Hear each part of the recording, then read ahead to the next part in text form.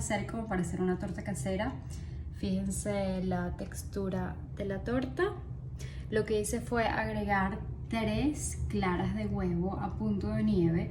Cuando ya estaba bastante cremoso la crema, le agregué ya sin la batidora eléctrica, sino manualmente, le agregué las 3 yemas amarillas, le agregué 6 cucharadas de azúcar de coco, 6 cucharadas de harina convencional y un chorrito de vainilla y polvo para hornear para que levante, menos de una cucharadita.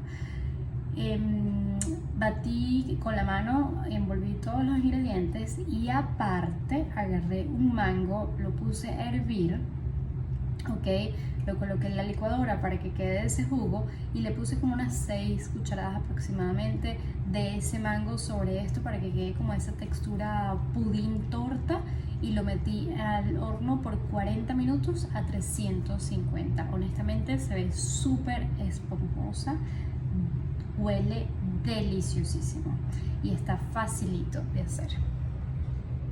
I found this recipe very easy and the flavor is like the typical homemade vanilla cake, but I add the mango to make it a little bit more tropical. And the first thing that I did is I took 3 eggs about to snow. When it was very creamy, I did it with the electrical, with the beater.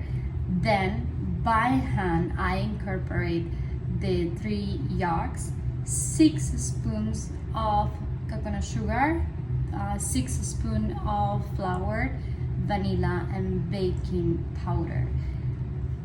Then on the other side, I took a pot and I boiled mango.